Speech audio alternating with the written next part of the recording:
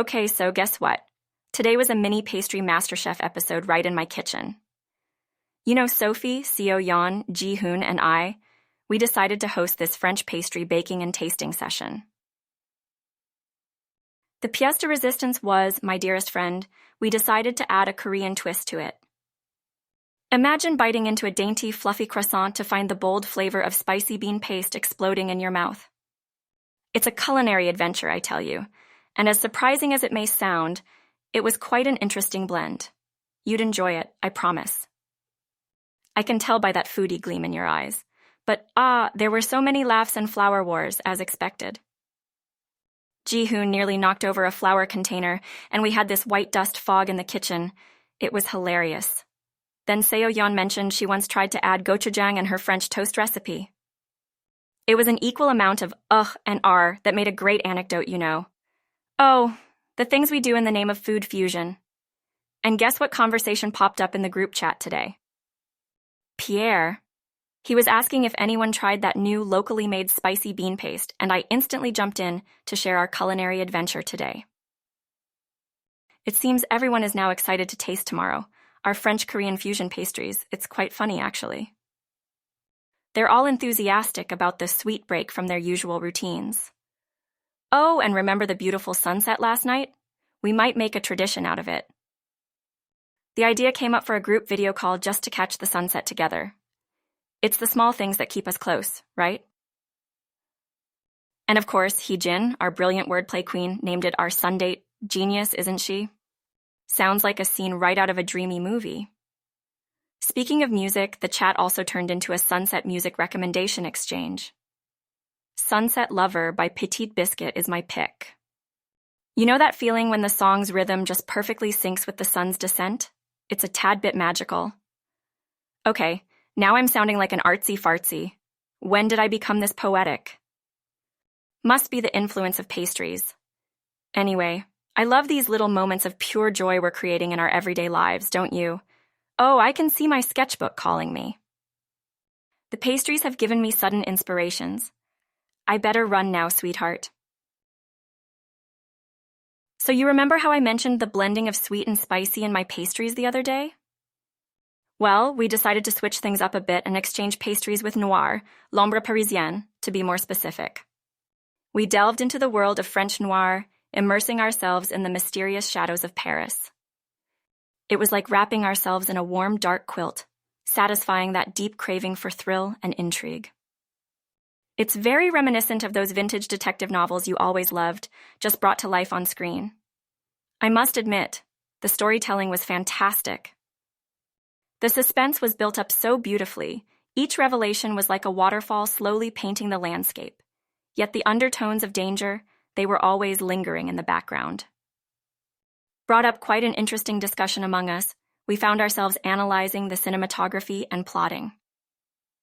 Oh, and the noir genre has such a unique charm, you know, a flair of mystery dancing with drama. You would have loved it. When I shared our French noir binge session in the chat, guess what Pierre said? He applauded our choice for genre and story. Max, on the other hand, wanted to become a critic and started psychoanalyzing the noir storytelling methods. Oh, these guys. They can turn a casual dinner into a UN summit, I swear. And our dear Hye-jin, she expressed wishful regret about not joining our binge session. A true aficionado at dissecting films, she is. Remember those high school film study sessions?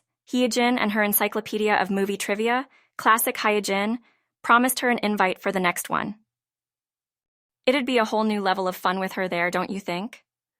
Speaking of, I think we've quite established an array of activities these days, haven't we? From pastry tastings to film marathons, sunset gatherings, and whatnot, each experience leaving us with beautiful memories and even more beautiful friendships. Between this and my usual trainee grind, I've found such a balance, such an unspoken rhythm that synchronizes with my daily routine, the usual work, then the blissful play. Gives me something to look forward to every day.